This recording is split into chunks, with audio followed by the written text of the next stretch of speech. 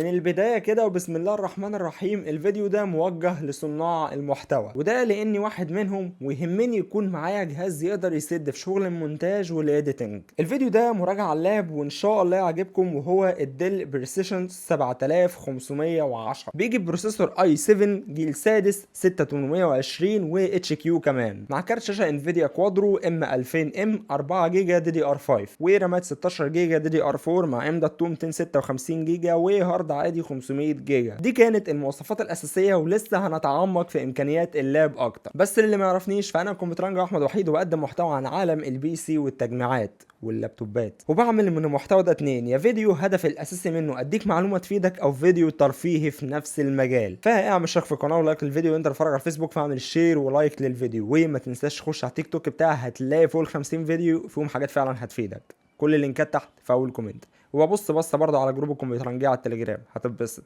انا كل فتره والتانيه بعمل تجميعات وبعلن عنها في الجروب هناك. اللابتوبات الاستيراد مفيش اكتر منها في السوق، بس صعب تقدر تلاقي لاب يديك اداء وفي نفس الوقت يكون سعره معقول. وطبعا استخدامك بيفرق في اختيارك لللاب. لو عايز تجيمنج والعاب وكده، فللاسف الفئه السعريه اللي معانا النهارده صعب تلاقي فيها لاب يديك اداء محترم في الالعاب، لان في الاغلب لابات الفئه دي بتكون بكروت من انفيديا كوادرو، دول مش انسب حاجه للالعاب خالص. انما لو استخدامك لللاب هيقتصر على المونتاج، ف 16000 جنيه يقدروا يجيبوا لك لاب بكارت شاشه كويس يقدر يخليك تمنتج على 1080 مستريح. وده هو الديل بريسيشن 7510، لاب من نوعيه لابات الشغل التقيل. هنبدا نفصص مواصفات اللاب سوا. بروسيسور من الجيل السادس اي 7 6820 اتش كيو، بروسيسور رباعي الانويه و8 مسارات، وبيجي بتردد 2.7 جيجا هرتز في الوضع الطبيعي، وفي وضع التربو بيوصل ل 3.6 جيجا هرتز. بروسيسور من فئة ال HQ، اللي فيما معناها ان البروسيسور اللي من الفئة دي بيكون مخصص للشغل التقيل زي الشغل اللي هنعمله عليه النهارده. بروسيسور ب 8 ميجا كاش وداعم للهايبر ثريدنج، وبيدعم ترددات رامات لحد 2133 ميجا هرتز باقصى سعة 64 جيجا. ودي كانت مواصفات البروسيسور، واللي انا شايفها حلوة ومناسبة لشغل المونتاج. والعامل الاكبر في الشغل هو كارت الشاشة، واللي هو هنا في اللاب موجود منه اتنين: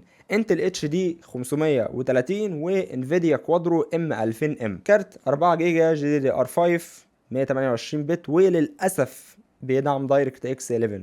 كان نفسي يكون بيدعم دايركت اكس 12. وزي ما قلت كروت كوادرو بتبقى موجهه اكتر لشغل صناعه المحتوى مش الالعاب، فان شاء الله الكارت ده يسد معانا في الشغل. والمفاجاه بقى ان الكارت ده قابل للازاله وقابل للتغيير في اللابتوب زيه زي الكمبيوتر، بس باختلاف بسيط. الكارت من نوعيه كروت بتتسمى ام اكس ام، ودي زي ما قلت كده نسخه من كروت البي سي بس بشكل اصغر وبصرف طاقه اقل ومدخل يتناسب مع اللابتوبات. بس مش كل اللابتوبات بيكون فيها الموضوع ده. اشهر لابتوبات فيها كده هي لابتوبات الديل وير واللابتوب اللي معايا النهارده طبعا. فتقدر مثلا تعمل ابجريد من كارت الشاشه الكوادرو الام 2000 ام لكارت زي الجي تي اكس 1650 ال 4 جيجا، بس لازم يكون ام اكس ام 3.0. اصل كروت الام اكس ام في منها اصدارات ام اكس ام 3.0 وام اكس ام 3.1، فلازم تجيب كارت بنفس الاصدار المدعوم على اللابتوب بتاعك عشان تضمن ان هو يشتغل. فزي ما قلت تقدر تعمل ابجريد لجي تي اكس 1650 ال 4 جيجا، وتقدر تخلي اللاب مناسب للالعاب شويه بجانب الشغل، وهتاخد اداء اعلى في الشغل كمان. نيجي بعد كده لشاشه اللابتوب. اللاب ده بيجي منه اكتر من نسخه بشاشات مختلفه. في منه شاشات فول اتش دي بس مش اي بي اس، وفي فول اتش دي واي بي اس، وفي من نفس الشاشه تاتش، وفي منه نسخه بشاشه 4K.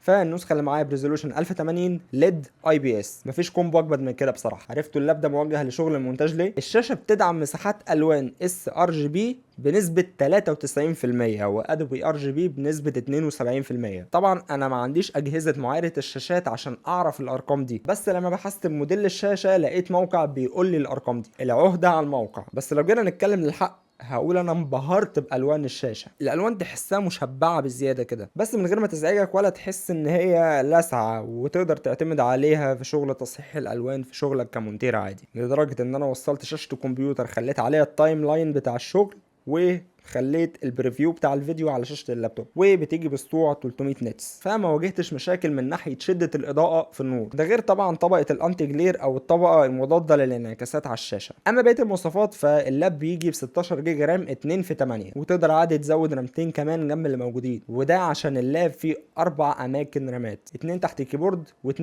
في قاعده اللاب، وبيجي بمكان NVMe تقدر تحطه بالمساحه اللي انت عايزها، وكمان مكان للاتش دي دي. انا مركب M.2 256 جيجا وهارد 500 جيجا، عشان شغل المونتاج بيحتاج مساحات تخزينيه كبيره كل ما كانت كواليتي الشغل اعلى. وطبعا M.2 اجمد حاجه ممكن تستخدمها عشان تاخد اداء في المونتاج مرتاح، وده عشان السرعات العاليه اللي بضمنها لك في القراءه والكتابه. وكمان اللاب بيدعم TDM 2.0 عشان لو حبيت تنزل عليه ويندوز 11. وللعلم اللاب سهل جدا في فك والتركيب من ناحيه الرامات ووحدات التخزين، ودول عشان اكتر حاجات بتحتاج تغيرها كل شويه، فمش هيقرفك في الفك والتركيب. بما اننا قلنا ان اللاب دوت مخصص للشغل التقيل وبيجي ببروسيسور HQ كارت كوادرو، فاكيد بيسخن جامد، وعشان كده اللاب بيجي بمروحتين عشان تضمن تبريد كويس. وهنتكلم عن التبريد كمان شويه في التجارب اللي تمت عليه. هنبص على اللاب هنلاقيه بيجي ببطاريه كبيره 91 واط اور او 91 واط في الساعه، وبتيجي بقدره شحن بتوصل ل 180 واط. واسمحوا لي بعد اذنكم ما ركزش على البطاريه، لان ما قدرتش اعمل اي اختبارات على البطاريه، لان اللاب من نوعيه اللابات بتاعه الاداء العالي، والاداء العالي بيتناسب طرديا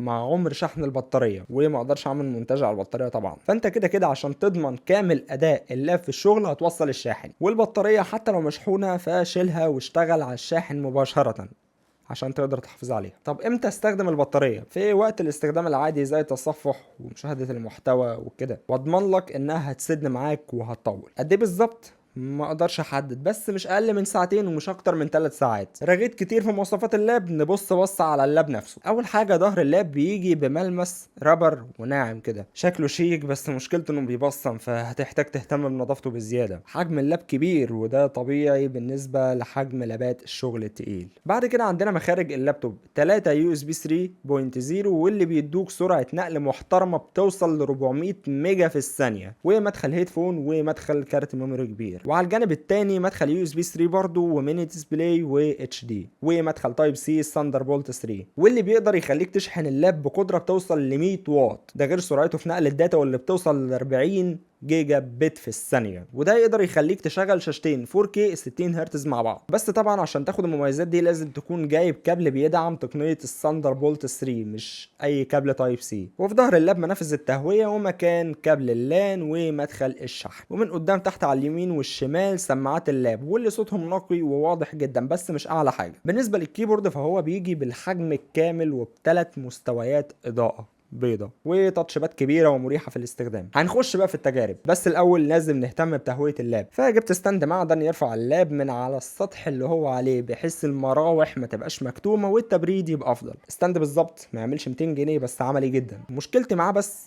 إن هو كان صغير على اللاب أو اللاب كبير عليه، والله نفس المعنى ايش هذا. وبمناسبة الحجم فوزن اللابتوب داخل في 3 كيلو، وده متوقع بالنسبة لحجمه، فصباح وجع الظهر يا ابو عمو. المهم نخش في تجارب الاداء. استخدمت بريمير 2023 وطبعا بكل الاضافات والبلجنز اللي انا بحتاجها في شغلي، ومنتجت عليه فيديو الجيل الرابع، روح شوفه لو ما كنتش شفته. الفيديوهات انا دايما بصورها بكواليتي 1080 60 FPS، فبالنسبة لدقة عرض البلاي باك فكانت 1/4 او 4/1 عشان اقدر اشوف الفيديو اثناء الشغل بدون تقطيع. ولو عليت عن كده وانا مكتر في الانتقالات والافكتات طبيعي هلاقي تقطيع بسيط في الفيديو، فكان لازم انزل بكواليتي العرض شويه، وكان الفيديو شغال زي الفل والشغل طالع مظبوط. بالنسبه لوقت الريندر فده اكتر حاجه عجبتني، لان انا واحد ممكن اعدل على الفيديو بعد ما يخلص اكتر من مره، فيهمني الجهاز يخرج الفيديو في اقرب وقت. فاللاب قدر يخلص رندره فيديو 6 دقايق وشويه، وفي افكتات كتير في 15 دقيقه او ربع ساعه بالظبط، وده بالرندره باستخدام البروسيسور وكارت الشاشه. انما لو البروسيسور بس فخد ساعه ونص. واثناء الرندره صوت مراوح اللاب كان عالي، وده طبيعي لان في وقتها بيتم استخدام البروسيسور بنسبه 100%، وطبيعي درجه حرارته تعلى فالمراوح تبتدي تشتغل بكامل سرعتها. ما اكتفتش بالمونتاج فقط على اللاب، لا وانما جربت بروجكت جاهز على افتر افكت وكان شغال حلو جدا بدون تقطيع ولا تهنيج. بس يفضل في حالة ان كان شغلك على الافتر افكت كتير انك تزود الرامات ل 32 جيجا عشان الافتر افكت سفاح رامات. وقلت برضه جرب شغل 3 دي باستخدام بلندر واللاب قدر يسد معايا وكان زي الفل. بس زي ما تقول كده هيسد في اساسيات بلندر، بس لو طورت شغلك وابتديت تعمل حاجات احترافية تحتاج تزود كارت الشاشة والرامات، او ساعتها يفضل تجيب لابتوب اعلى في الامكانيات. الملخص: اللابتوب ده مناسب لمين؟ مناسب لصناع المحتوى بالاخص عشان اداؤه ممتاز في المونتاج، وكمان شاشته ممتازه من ناحيه وضوح الالوان، ده كفايه ان هي اي بي اس. ولو انت في بدايه تعلم برامج 3 دي زي بلندر هيكون مناسب ليك. ولو شغلك على الافتر افكت برضه هيبقى مناسب ليك برامات 32 جيجا مش 16. واللاب قابل للتطوير من ناحيه كارت الشاشه والرامات والتخزين، على عكس معظم اللابات اخرك تطور فيها الرامات والتخزين بس. ما تنسانيش وتابع لايك للفيديو والاشتراك في القناه عشان فعلا الواحد بيتعب عشان يقدر يقدم محتوى يفيد بيه غيره، فتقديرك البسيط ده وكومنت حلو منك بيهون علينا التعب ده كله. هتلاقي في اول كومنت تحت لينكات لكل اكونتاتي تيك توك، انستجرام، فيسبوك، تابعنا عليهم لو حابب. وما تنساش تبص على جروب الكمبيوترانجي على التليجرام لان انت فعلا هتتبسط. اشوفكم على خير في فيديو جديد وفولو كمبيوترانجي.